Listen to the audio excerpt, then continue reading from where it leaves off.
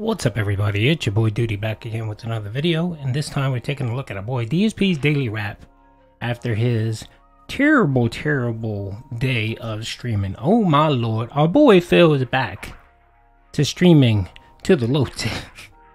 The money buff has ran out. Oh my lord, OIC is not around. Ryan isn't around. No one's around except for 1 Minute Man, where apparently, just coincidentally, you know, once Ryan is gone and OIC is gone, 1 Minute Man makes a return. So our boy Phil struggled on his first stream and second stream. I mean, he had to beg super hard on both streams, but extra hard last night during his Final Fantasy V playthrough. And Jedi Survivor is just a pure mess. So let's hear him chat away, and I'm assuming he's gonna probably beg some more and prep the dents for tomorrow, which is today. Good evening, everyone. Phil here, and welcome to the Daily Wrap for what was Sunday, the 28th of May, 2023. A great day of full gameplay streaming and great progress in the games in which we're looking to make progress and hopefully, you know, either finish up or get really far in before we get to new releases in June. On today's Level 1 podcast, nothing too super particular to talk about, but there were a couple ideas for DSP Reacts that we discussed, some ideas for improvement. There were some issues people seem to have with the way the channel works that we discussed a little bit back and forth with, and you know, it was a good show in that regard. No real news or anything to talk about today. I'm not surprised. I really don't foresee a lot of news coming out of anything until the digital events that are happening in early June. Okay, is it me or every single podcast he's had for like the last 2 weeks has been almost every podcast zero news, him rambling on about his schedule, and then like 50 minutes of Q&A. I'm guessing we're gonna have another hour of Q&A today. I mean, I just don't get it. Why doesn't he just shorten up the podcast? I mean, it doesn't have to be an hour and a half every single day. It could just be an hour or 45 minutes and then get into the gameplay.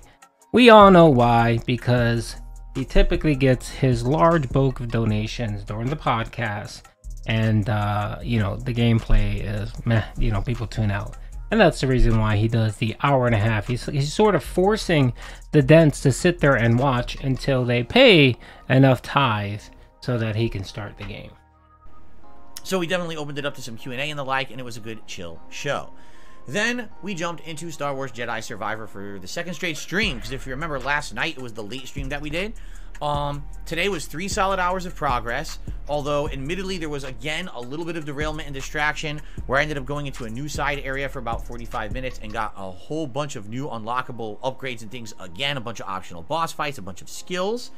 But for the most part, it was tons and tons and tons of story. We went through an entire dungeon in Kobo, and then went back to the main story, ended up going back to Jeddah, and then humongous updates and things in Jeddah. Let me just put it this way, by the end of the stream, there was some crazy occurrences in the plot, some twists and turns I did not foresee coming. I had an inkling something was going to happen, but what ended up unfolding at the end of the stream, I was genuinely surprised. I was like, whoa, I did not see that coming in the plot. So it was good. Now, the game performed pretty poorly in certain parts, frame rate dipping and everything. No game crashes or horrible bugs today, so that was obviously a good thing. So really cool abilities. I can now group lift enemies and decide what I want to do with them. When they're lifted up, I can either push them and try to throw them off ledges or whatever. I can slam them to the ground. I can hit them up there. If I have another ability like the pinball lightsaber, I can charge up and toss it, just bounce them all up while they're all up there vulnerable. It's pretty good. These force abilities in this game are quite good. The one I haven't done is the mind control. I completely ignored that while I'm leveling up all the other force abilities, and it's working out well. Now that we're heading into the end game of the game, these abilities have made me quite powerful.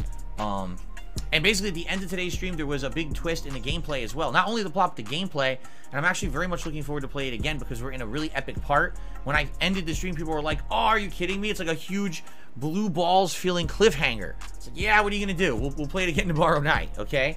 Now, here's the thing. Attendance was okay. It wasn't great for Star Wars. One really generous super chat that came right at the beginning of the stream.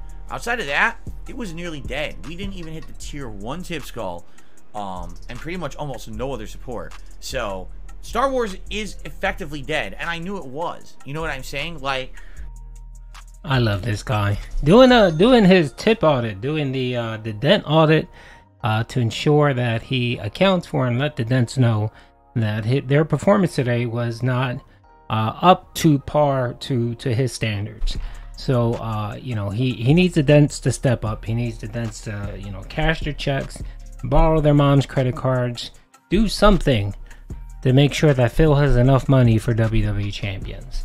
And yeah, oh god, you guys should have watched the video. You should have watched his Final Fantasy stuff. I mean, it was like every 10 minutes him reminding people about support, and basically begged to try to get to the tier 1 tip goal. And if it wasn't near to the end, where one of his dents came in and dropped, like, I don't know, 2 dents, one dropped 20 and somebody else dropped 14, and if it wasn't for that, he would have made less than like 15 bucks. It was utter garbage. Nobody was there except for most of the trolls. It was pretty funny. This game would have been very popular and exciting if the game performed well, ran good on console, and if I'd played more of it at launch, which I didn't do because the game ran like shit. Though when this game ran like shit, all interest for the game kind of died out. And that's not just me, because I know for a fact, you know, my wife and I watched a few other streamers and content creators, and in particular, when we find a playthrough like this that I'm enjoying, and we want to follow along someone else, you know, play it after the fact, 2 different people who we actually usually would play a game like this started the game, and because it performed so poorly, they quit their playthroughs and never went back. They just dropped them cold turkey and said, screw this, we're not going to waste our time on a game that runs like shit. A lot of content creators rushed through this game and did no side content and only did story and beat it the first week. Here I am a month after the game came out, still playing it. So I'm not... Okay, so it's your fault for being an idiot. Why must you do everything so different, Phil? Why don't you use the formula that works for most people? Why don't you stream, play the story, do the story, right? Get that done with, which you can get it done in like a week or maybe 2 weeks for you. And then go back and tell the dance, hey, do you guys want to see me do the side content? And then pick and choose what side content you want to do. It's that easy. And then what you could do is play it in your main playthrough, right, for the story mode, and then kick it to the night stream for fun, chill streams, and just do the side content. And then when you see that interest is waning, then you drop it. And then you can say, I played it, I did the story, I'm done. You know what I mean? Then no one can call you out for rage quitting, right? It's that simple, Phil. Shocked that no one really cares about the playthrough. I'm sorry, you know, I know it's a very small audience that I'm really playing it for. Personally, I like it. I'm sad that the game turned out the way it did, because I do feel the game is a great game that is ruined by its bad performance. So, had fun, great progress, little to no support.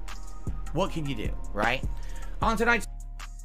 What you can do is stop harping on it, because you just recently went through a 2-week sprint where you made over close to $3,000 in tips. So you would think, hey, maybe I should just shut up about it and let it go for a week or 2, being that everything kind of balanced itself out, right?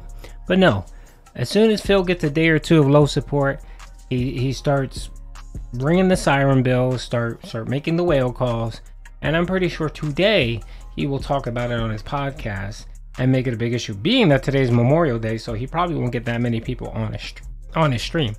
So, you know, he'll put the whale call out there. I'm pretty sure he hit a few of the dents with emails asking if they were going to be on today, and hopefully they can drop some cash on Phil.